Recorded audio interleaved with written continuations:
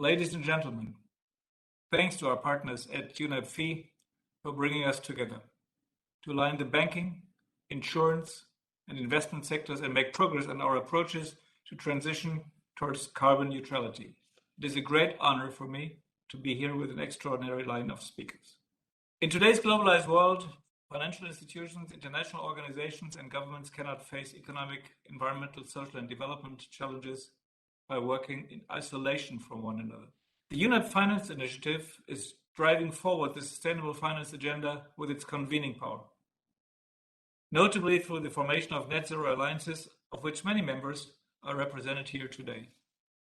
Environmental degradation, climate change, social inequalities that have been further exacerbated by the COVID-19 crisis, all these are stark reminders that concerted action with partners is absolutely crucial for achieving impact. The European Union is leading the way in tackling the climate challenge proactively, embarking on a green transition pathway towards climate neutrality in 2050. EIB, the EU bank, stands ready to make this possible by crowding in the private sector. The collaboration between public and private sector institutions is a key principle of success that enables the continuous greening of financial flows and at the same time to ensure a just transition. At the EIB, we recently adopted our Climate Bank roadmap, in which we committed to dedicate at least half of EIB financing to climate action and environmental sustainability by 2025. Taking across the decade to 2030, EIB Group Finance will support 1 trillion euros of investment in climate action and environmental sustainability. As the EU's climate bank, we have clearly oriented all our work towards the 1.5-degree target of the Paris Agreement. To ensure that none of our projects undermines low carbon and climate resilience objectives, we have also aligned all our financing with the Paris Agreement in line with the EU's aim to be carbon neutral by 2050. Setting out clear and ambitious net zero goals, translating them into operational transition pathways. These are the preconditions to advance on climate action.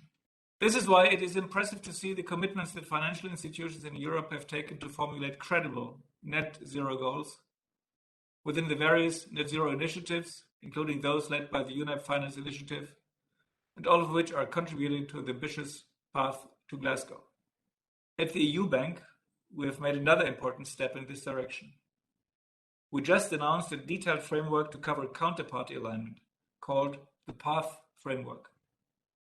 The IB Group is the first MDB to address the wider activities of its clients and to help their decarbonization path as well as the management of climate risks. This move has clear links to other initiatives from the financial industry represented today at this roundtable. Take the Net Zero Banking Alliance, combining near-term action with accountability. This ambitious commitment sees banks setting an intermediate target for 2030 or sooner, using robust science-based guidelines.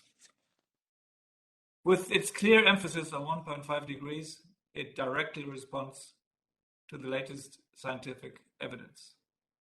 At the European Investment Bank, we're also very happy to work together with UNEP to support the members of the Net Zero Banking Alliance. We're looking forward to contributing to implement collective commitment to climate action banks under the principles for responsible banking, to align finance portfolios with net zero goals in accordance with the Paris Agreement. A global common language for sustainable investments is key for accompanying the transition to net zero. The EU has shown leadership at home through its sustainable finance taxonomy, and at large, through the International Platform on Sustainable Finance. And the Common Ground Taxonomy report shall provide a common reference point for environmentally sustainable projects.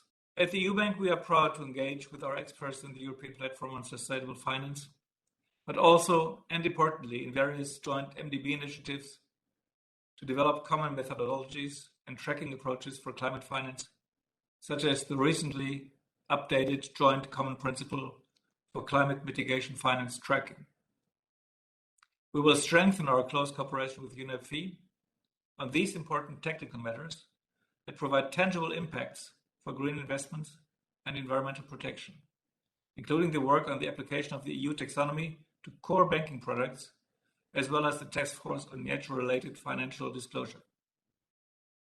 In the context of bridging the implementation gap, ensuring that finance really is both in common and for the common good, we must show a way forward, for instance, through the framework for sustainable finance integrity. Integrity, accountability, and coherence of net zero pledges and sustainability announcements are crucial principles guiding our efforts for sustainability. The progress of governments, public and private institutions, has been impressive. And this progress is now culminating here at COP26 in Glasgow. We are taking many steps in the right direction.